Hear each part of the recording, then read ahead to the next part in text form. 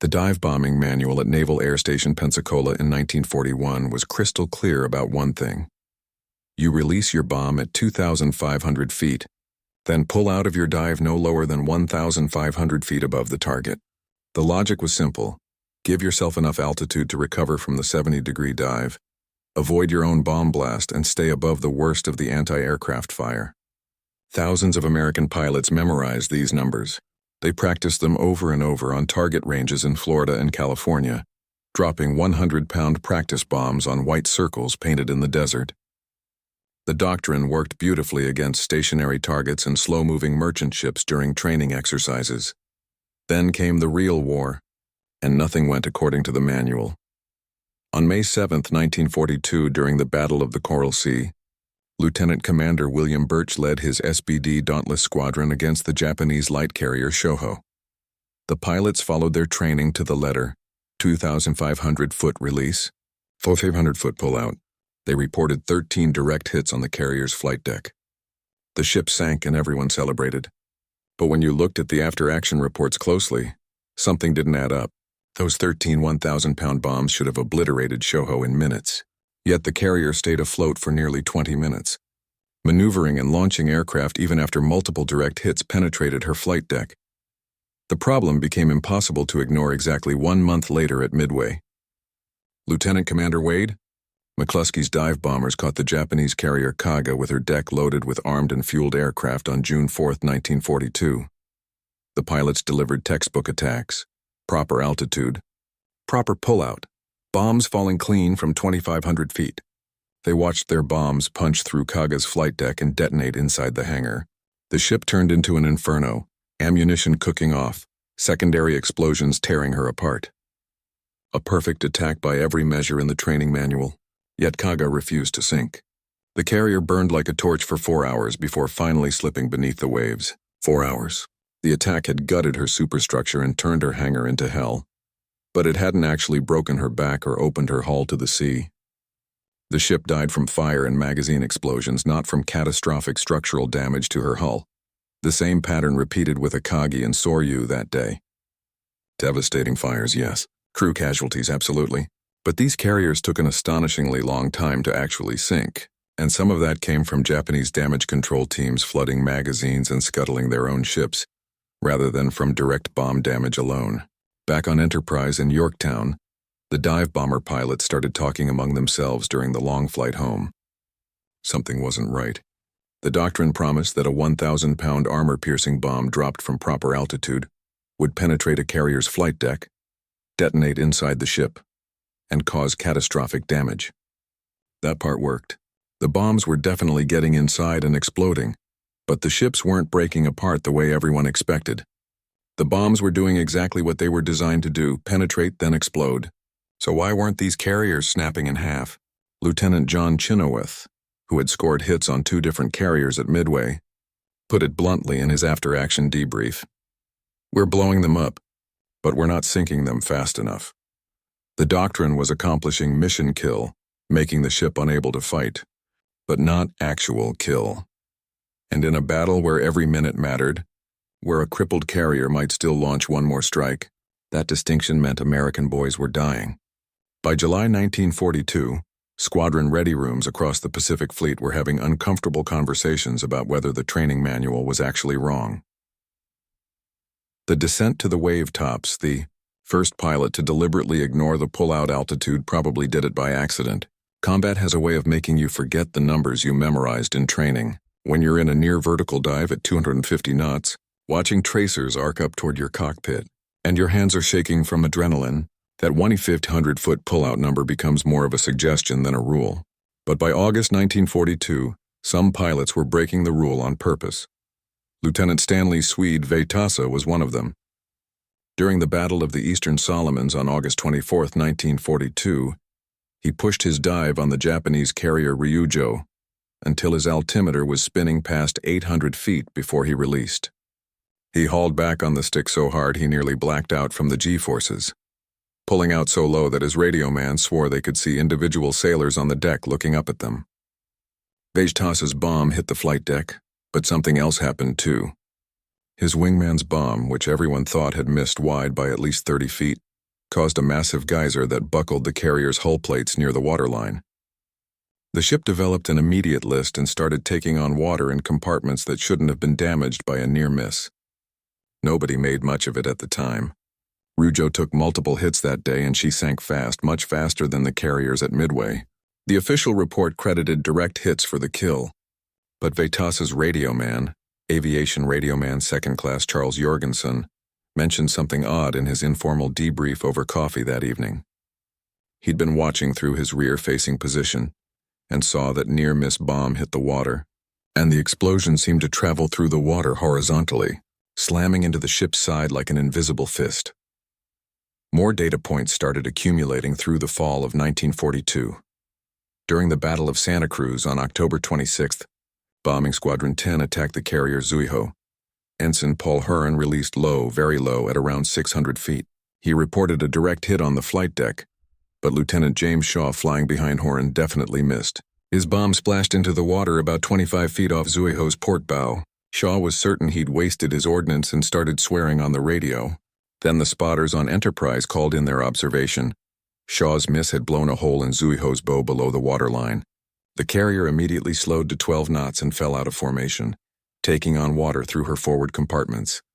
That got attention, a miss that caused flooding damage that shouldn't be possible.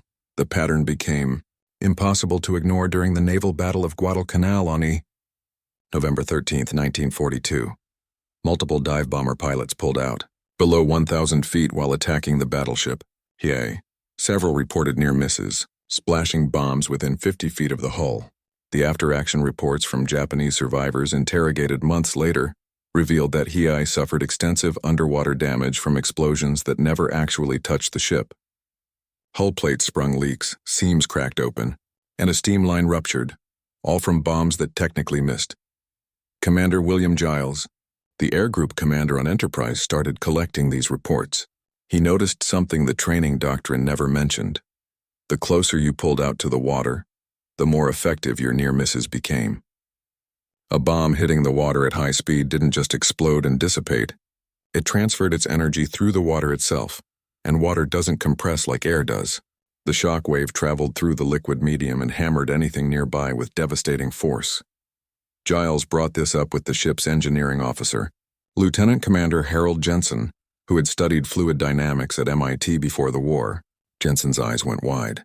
"That's underwater shock effect," he said. "We know about it from depth charge research, but nobody thought about applying it to dive bombing." The physics of sinking Jensen spent the next 3 days in his stateroom doing calculations, while Enterprise steamed back to Pearl Harbor. What he discovered wasn't classified. It was basic physics that any naval architect understood.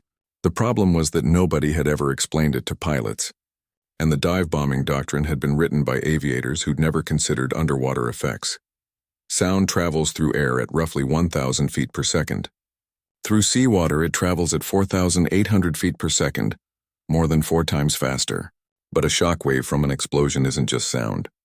It's a pressure wave, and when a 1,000-pound bomb detonates in water, that pressure wave moves outward in all directions at nearly the speed of sound through that medium. The explosive force doesn't dissipate the way it does in air. Water is roughly 800 times denser than air, and it's essentially incompressible. That means the energy from the explosion has nowhere to go but outward, traveling through the water until it hits something solid. When that pressure wave hits a ship's hull, it doesn't need to penetrate the armor. The shock wave passes right through the steel plates. Steel is actually a great conductor for pressure waves and creates what Jensen called a hydraulic ram effect inside the ship. The sudden pressure differential causes rivets to pop, seams to separate, and plates to buckle inward. It's the same principle that makes depth charges effective against submarines, except no one had thought to use it against surface ships intentionally. The math was brutal. A 1,000-pound bomb exploding in contact with water 20 feet from a ship's hull delivered roughly 15,000 pounds per square inch of pressure to the hull plates. That's enough to crack welded seams and compromise watertight integrity, even if the armor itself holds. A bomb exploding at 2,500 feet above the water, by contrast, delivered its explosive force primarily through air blast and fragmentation, effective against topside structures and unarmored areas, but relatively ineffective against a warship's armored belt. But here's where it got interesting. The closer to the water surface you release the bomb, the more horizontal velocity it retained. A bomb dropped at 2,500 feet in a 70-degree dive has time to stabilize and fall mostly vertically. A bomb dropped at 800 feet still has significant forward momentum. It enters the water at an angle, travels underwater for a brief moment before detonating, and that underwater travel distance puts it right against the hull below the waterline. The bomb doesn't even have to be perfectly aimed. A miss by 20 or 30 feet still puts the explosion close enough for the pressure wave to do serious damage. Jensen presented his findings to Admiral Thomas Kincaid at Pearl Harbor in December 1942. Kincaid, who had commanded the carrier task force at Santa Cruz, immediately grasped the implications. The Japanese had spent decades designing ships with heavy armor above the waterline, thick belts protecting engineering spaces, armored turrets, reinforced magazine structures. Their designers assumed incoming fire would arrive horizontally from other ships' guns, or vertically from dive bombers. They'd optimized their armor schemes for those threats. Nobody had armored against underwater explosions from above. The fatal design flaw Japanese naval architects had made a calculated bet. And by 1943, it was becoming clear they'd bet wrong. When designing their warships in the 1920s and 1930s, they'd faced the same problem every Navy faced. You can't armor everything, so you prioritize. You put the thick stuff where enemy shells are most likely to hit. The Imperial Japanese Navy's designers looked at decades of naval warfare theory and concluded that battles would be decided by big guns firing across open water. They studied Jutland. They analyzed gunnery tables and they designed their ships accordingly.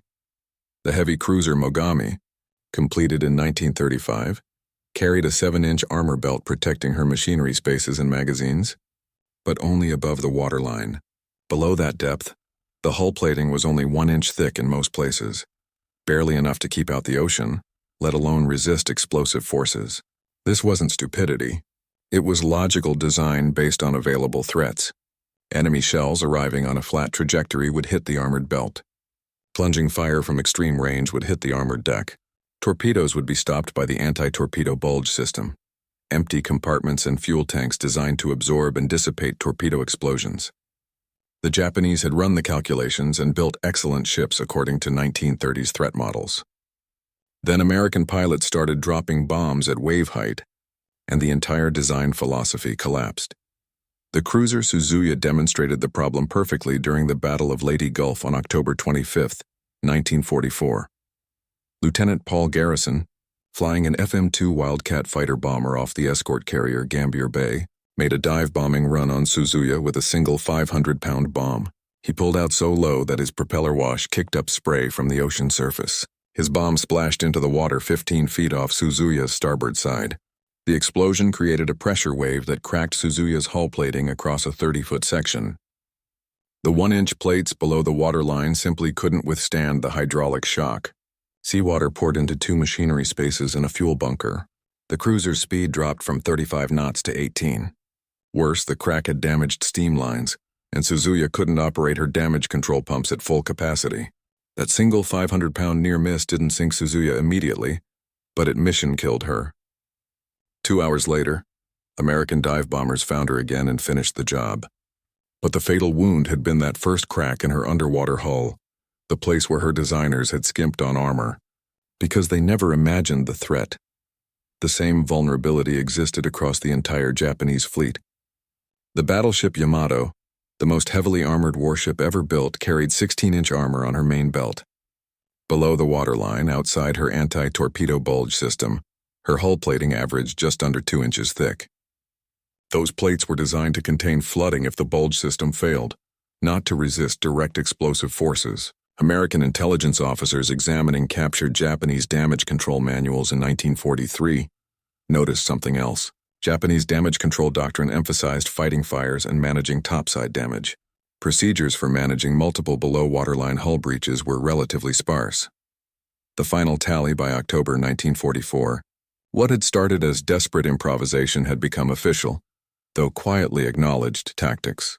The dive bomber squadron briefing rooms included something that would have horrified training instructors back in Pensacola.